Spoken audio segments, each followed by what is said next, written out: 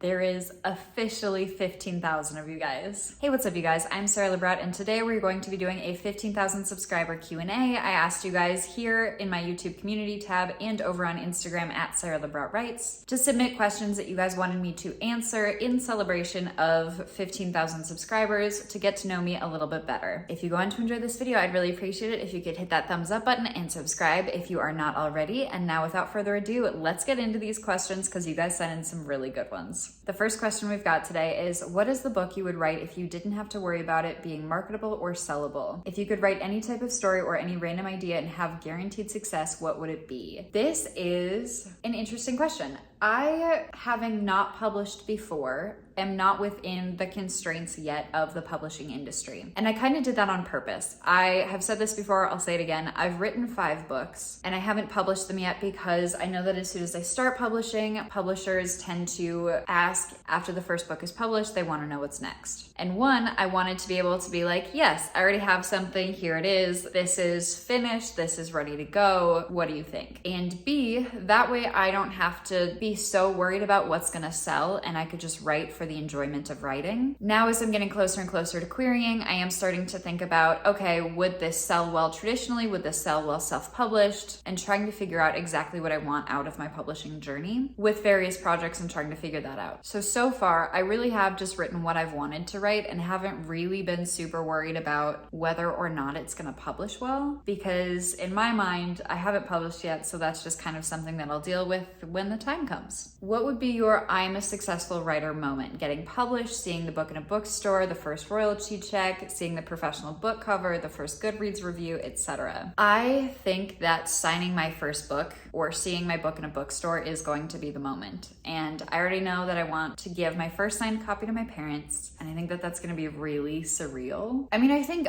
all parts of the publication process are going to feel absolutely otherworldly, but I really think that like getting to hold a physical copy and then getting to sign my name like underneath the title page is going to be the moment where I'm like, oh my gosh, like I freaking did this. Although that's a really good question and I would love to know your guys' answers down in the comments below because that's a really fun question. What is the moment that you think is going to be your I'm a successful writer moment? Or what moment is it all going to feel real? What do you drink when you write? Tea, coffee, water, etc. And do you drink it hot, cold, with flavors, etc.? So I'm kind of boring. I'm very much an ice water kind of person. I have my ice water right here, right now.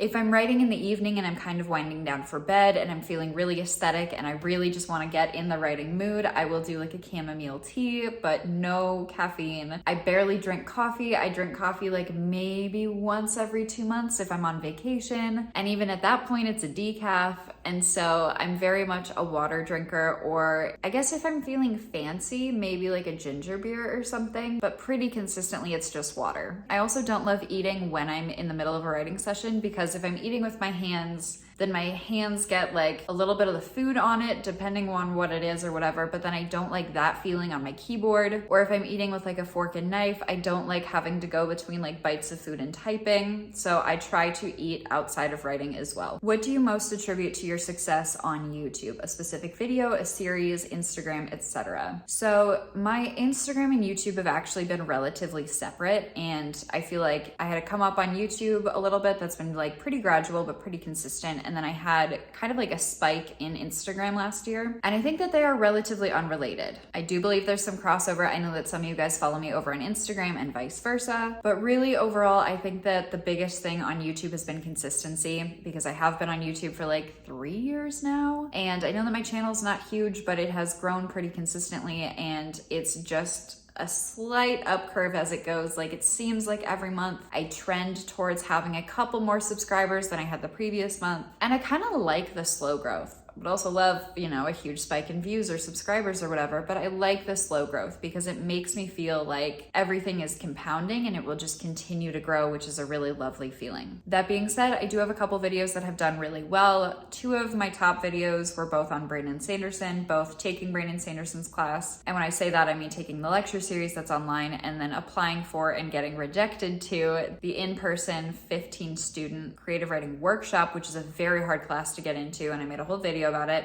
That did surprisingly well. It also seems like you guys really enjoy the masterclasses that I've made. The one that I made about Neil Gaiman's masterclass has been doing really well recently. Any of the rare plotting videos that I've made, because I'm not really a plotter, have done pretty well. And I think that for the most part, those are just the topics that are more searchable, but I have had a couple videos do pretty well. Currently, my top video is at like 70,000 views. Second video is at like 60. Third video is at 50, and then I think the next one is at like 30 or 20 or something, and then the rest are beneath that. What is your favorite genre of books? I don't know if this question means for writing or reading, so I'll answer both because they're kind of the same question, or at least my answer is the same. My favorite genre is fantasy, both to write and to read. To read, I tend towards more romance. I'm still not totally sure how much romance my books are gonna have in them, just because I haven't had a ton of experience writing romance yet. Although I have picked out a pen name if I ever choose to write romance and want to publish under a pen name for that. I have a pen name picked out, but I definitely lean towards reading like fantasy romance, and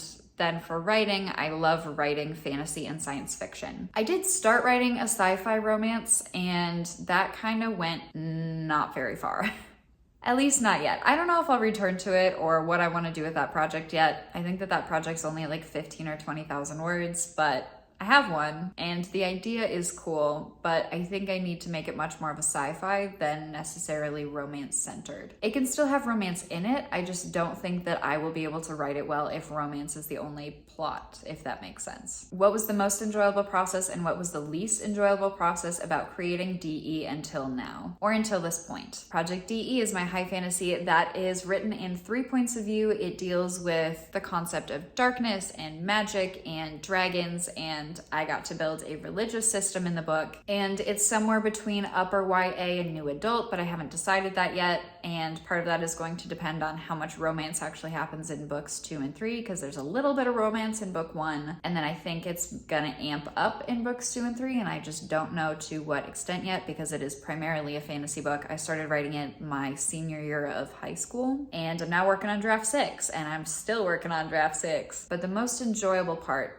let's start with the least enjoyable. Both of these are kind of hard to answer. The least enjoyable part of the process was trying to edit draft 2, because draft 1, when I was writing the book, took me on and off 4 years to write, which is a long time to write a book during. So my writing style was changing, my voice was changing, how I wrote changed. When I started writing the book, I thought it was going to be a 400 to 500 page like standalone novel, and it ended up being a trilogy. So when I finished writing book 1, I had 216,000 words, I believe, and I had just been writing, and then I finally realized like, oh, this would be a good stopping point for book 1. And I was at 216,000 words. So I think I was editing draft 2 and trying to make the book kind of feel like I knew what I was doing the first time, and I don't think I did very well in that, which is why I'm on draft 6, is because to some extent I'm still working on that. But it has gotten better with every draft, and I still love the story itself. So then the most enjoyable part of the process of creating DE up until this point, I've had a couple really cool like surreal moments in writing, and one of them is like creating a map. I loved creating a map for this world. I still have the map. I still like consult the map. I love this map that I made just by dumping out dry pasta on a sheet of paper and then outlining various pasta shapes, and it ended up resulting in something that I was really happy with for the world of DE. But I think one of the best writing days I've ever had was, well, then this would be several, but the storytelling within the book. There's 2 scenes that I'm thinking of right now, and one of them is an oral storytelling around a fire that's a part of a tradition in the book, and getting to come up with the histories that were shared during this storytelling and the way that the stories have changed over time, and the idea that the stories have changed over time from the original, or the original theoretical thing that was happening, was so cool. And I feel like when I sat down to write that scene, it just flowed, and I have pretty much not touched that chapter since draft 1 because it's so good. Maybe there's 2 more, because the other one that I was thinking of is a scene where a character gets to read something written in a book, and getting to write that kind of like meta experience of my character that I'm writing, getting to read something within the world that I'm creating was really, really cool. And that scene as well has not been altered very much since the beginning. And then the third scene that I really enjoyed writing, so maybe my answer is just that I've had certain days where like like the words are just flowing and I'm having like an amazing experience where the first draft is going really well and then I just like don't really have to touch it after that, because the third scene is a scene that even when I read it back now makes me claustrophobic, and I'm so excited about that because I know it's coming every single time, but I still get claustrophobic. And so I think that means I wrote it well, or at least I wrote it well in the way that like I read it. And so I love that scene. What systems are you using to plan and organize? I don't. At least in writing, I don't. I track my progress as I'm going and track my word count and how much time I spend on writing, because I think that that's the more important part than the word count, because at least when it comes to time, I can track and put effort towards how much time I'm putting into a project, because I can be like, okay, I'm gonna sit down for an hour or 2 hours, and then I'm gonna feel really good about the fact that I tried to put 2 hours into this project. Instead of being like, okay, I need to sit down and write 1,000 words because I don't know how long that's gonna take me. One day that might take me 20 or 30 minutes. Another day that could take me like 14 hours. That's a very big hyperbole, but you kind of get the gist. So I track my progress with writing. As far as content creation and freelancing and everything goes, I basically just use a to-do list, and sometimes it works better than other times. Will there be mature or spicy content in your books? Yes, in some of them, but I don't know which ones yet. I would love to at some point, but I don't know if that's going to be published under my name or if I'm going to publish that under my pen name, and I haven't decided yet. I have fun ideas that I would love to include in books, and I think my issue is that with my writing style and wanting to develop relationships, I don't necessarily get to the mature content in the first book, but that might be like a second or third book kind of situation, and I'm still trying to figure that out. Oh wow. Okay, this next question is, if you could send one message through your writing, what would it be? That's intense. I'm also like kind of tearing up at the idea that like my writing's gonna matter, and that's really fun.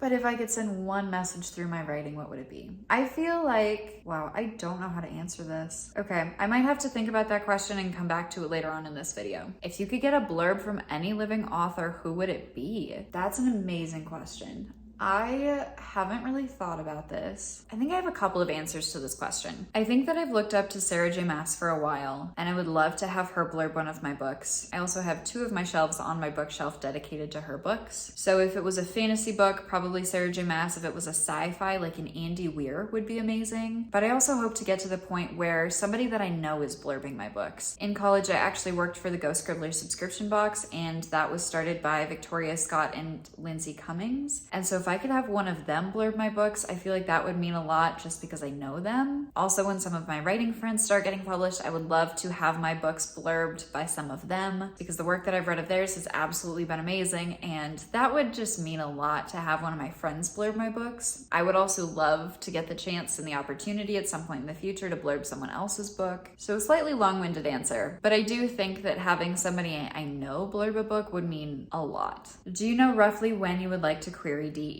That's an ever-evolving answer, honestly. For a while, I thought it was gonna be done after like 3 drafts, and then it's kind of just stretched on and on and on and on. And the most recent deadline that I had set out loud on YouTube was that I wanted to finish draft 6 at the end of February, and that didn't happen. So here we are. I have been self-employed for 6 months. I'm going to make a goals video talking about the next 6 months, and I'm sure that querying DE will be in that video. I don't know the exact timeline on that yet, but theoretically, I just want to get published. I just want to get a book deal. I just want to start putting my work out there. I want to start writing really seriously, and I feel like I say that a lot, but the longer that I work for myself, the more I feel established in doing so, the more that I feel like I can start designating days to writing specifically, which is also hopefully a video I'm gonna make in the future about setting aside certain days for writing and just kind of experimenting with whether or not I write better when I write every single day, or if I write better when I just have intensive writing days. So keep an eye out for those. I'm sure I will do some in the next couple weeks. How do you plot your stories? I don't really. I have attempted plotting a couple of times, and when it has worked for me, I'm basically reverse plotting. However, when I'm going into writing a book for the first time, I do like to know a couple of things, and that is the basic gist of the story. I typically know where the story is gonna end. I have a very vague idea of roughly where the story needs to start, and then it's just trying to figure out how the characters get from point A to point B. In that same vein, I also tend to know who my characters are, at least a little bit. I love pantsing though in finding out more about them along the way and about the rest of the story. So I don't plot very much, but I do go into the story knowing enough about who the characters are and what's going on in the worlds. I tend to know a lot about the worlds that my stories happen in, and then the rest kind of just evolves from there. Who is your biggest inspiration? So I've actually made a video about the books that inspired my writing, and I haven't read this author in a while, but honestly, Jessica Day George is one of my favorite authors. Her trilogy, The Dragon Slippers, is actually one of the reasons that I started writing dragon books and will continue to write dragon books probably for the rest of my life. And if you haven't read those books, it is middle grade, but highly recommend. I will leave them linked down in the description box below if you want to check them out. How do you get motivation to write? Does your mental health ever affect your productivity? Absolutely, 100% it does. But how do you get motivation to write? I need nature. I need people watching. I just need to be like exposed to different stimulus basically in order to be constantly generating new story ideas. And so I live in Utah. My view right now is stunning of the mountains. I'll have to add a clip in. But being out in nature, working out, going for a hike, going to a coffee shop and just kind of eavesdropping, but eavesdropping on like partial conversations, not an entire conversation, gives me the inspiration to write. And then as soon as I have the inspiration to write, I feel like it's very easy for me to find the motivation. I think I have a better answer for this now. If you are feeling too much pressure to write, alleviate pressure off of yourself by telling yourself that you're going to sit down for 10 minutes or you're going to sit down and write one sentence. And then if you feel like writing another sentence or if you feel like writing for a few more minutes after those 10 minutes are up, then that's great and you can continue doing that. But there's no more pressure to write like 1,000 words or something, because really progress is progress and writing a sentence more is more than you had before you started. I have also figured out when I write best, which for me is between like 11 p.m. and 2 in the morning. And on top of that, I've noticed that if I get started earlier on in my day, like within the first hour or two of waking up, if I write for like 30 minutes, my motivation to get back to writing then in that prime time of 11 to 2 a.m. is really high, because I know I've already gotten a jump start on my word count and my time effort for the day. And so when I know that I've already gotten started, all I want to do is get back to it. So I think about it like the entire day, so that I'm kind of like chomping at the bit as soon as I can sit down and write at like 10 or 11 p.m. I'm so excited and I'm so motivated and I'm like ready to go. But yes, mental health affecting productivity and writing is very real. And if you feel like you're fighting with your mental health and are not really feeling like writing and you're kind of beating yourself up for it, please don't. Take a break. Your writing will be there. You can come back to it. Your mental health is more important. Don't stress yourself out more by forcing yourself to do something that just isn't flowing right now. Ooh, another stressful question. Where do you want to be in 5 years? I don't know. Physically, no idea. I have no idea if I'll still be in Utah in 5 years or if I will have felt the call to move somewhere else. The way I keep phrasing it is that I am in Utah as long as my lease keeps me here, which for right now is a couple more months. And then I'm assuming that I'm going to renew my lease here at least for a little while. I don't know what that means yet. And then after that, I don't know if that means I'm going to move somewhere else. I don't know if I'm going to move abroad. That's an idea that I've always toyed around with. I did live abroad in college for a summer and I loved it, but I don't know if that's something I would want to do now. I don't know if I want to do van life. I don't know if I want to move to like the Pacific Northwest. So something within that realm. I don't know where physically I'm going to be in 5 years, but as far as career-wise, I would love to be published in 5 years. I know that that's kind of far out, but hopefully maybe that means like I have 2 books out in 5 years. Like who knows? At least 1 book published in the next 5 years I think is pretty solid. Other than that, I honestly don't know. And that kind of freaks me out, because if I didn't work for myself and I was in more of a traditional job, I feel like I would know more. In 5 years, I'd be like, oh yeah, I'll probably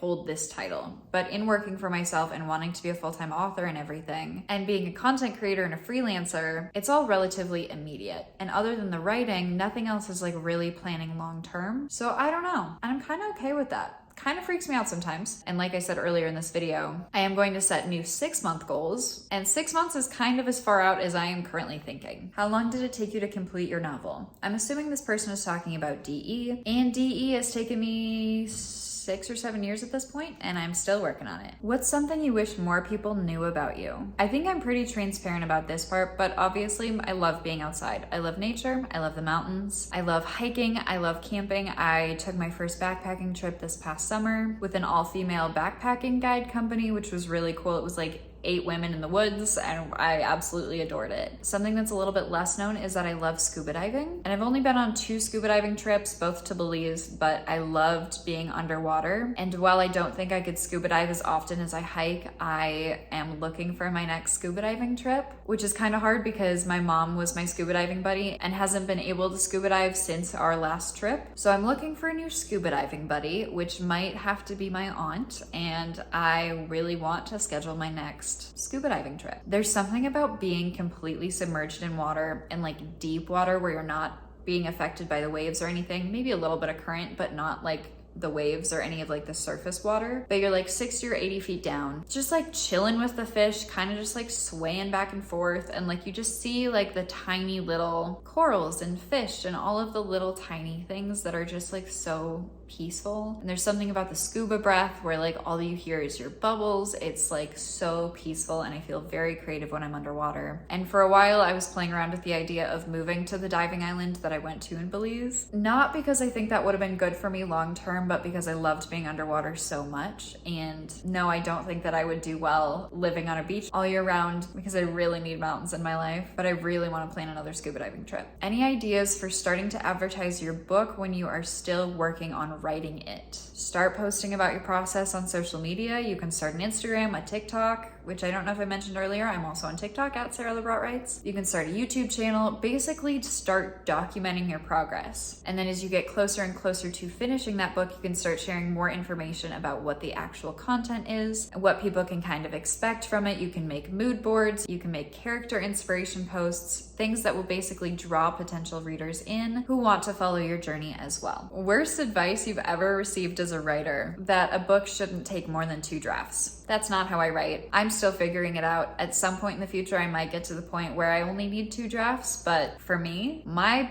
second draft was not publishable, and that's okay. Everybody writes at their own pace. What's something about Utah that surprised you? When I moved out here, I was amazed at how many people didn't know that there were mountains in Utah. Not people in Utah, obviously, but when I told like my friends in Texas and everything, when I was graduating school and planning on moving out here, I had a friend be like, "What is there other than Mormons?" And I was like, well, mountains. Like, obviously, like it's, you know, right in that mountainy region, like it backs up against Colorado. Then they're like, no, but like there's only mountains in Colorado. Like, what else is there? And I'm like, oh, baby, you haven't been to Utah. Salt Lake City is literally a valley between 2 mountain ranges, and it is so sick that there are mountains everywhere you look. I live very close to the mountains. I can be hiking in 20 minutes if I wanted to be, if there wasn't so much snow out. I could hike in the snow. I have hiked in the snow. But just knowing that there are mountains that are so close and so gorgeous. So I think Utah is just very underrated overall. And not necessarily that Utah surprised me, because I've traveled to Utah a lot prior to moving out here. But I think Utah overall is just very underrated, and I think that surprised me. Thoughts on releasing an audiobook? I would love to. I would also consider reading it.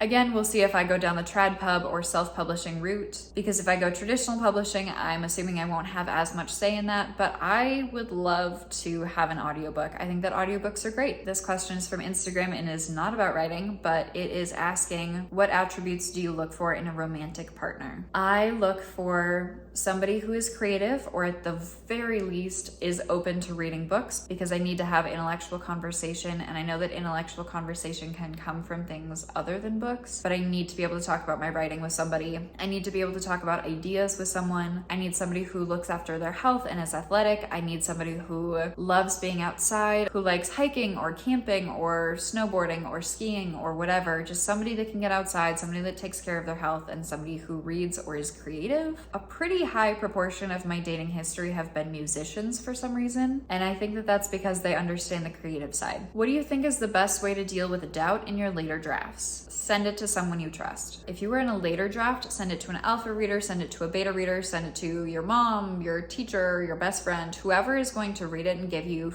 like helpful feedback on it, or a positive critique, basically. Somebody who isn't going to rip it to shreds, but can tell you what they think they really like about it, and then something that might not be working as well for them. But if you're experiencing doubt, you might want to send it to somebody else. Do you ever write to music? I cannot write while music with lyrics is playing. Occasionally I can listen to like an ambient soundtrack in the background or something, but if it's not exactly fitting what I'm writing, I really struggle with it. So I can't really, so I would basically say no. However, I do have playlists for all of my books that I will listen to before I start writing. Like if I'm cleaning up a little bit between writing sprints or something, I will blast that playlist so that the music and the like mood of the story is in my head when I get back to writing. What's your go-to writing software? Microsoft Word. Very simple. I have not tried Scrivener. What's your go-to coffee or tea order? I tend to go towards a latte. If I'm in a place that has a lavender latte, that's almost definitely what I'm getting. Other than that, I will probably get a vanilla latte. Always hot, typically small, decaf.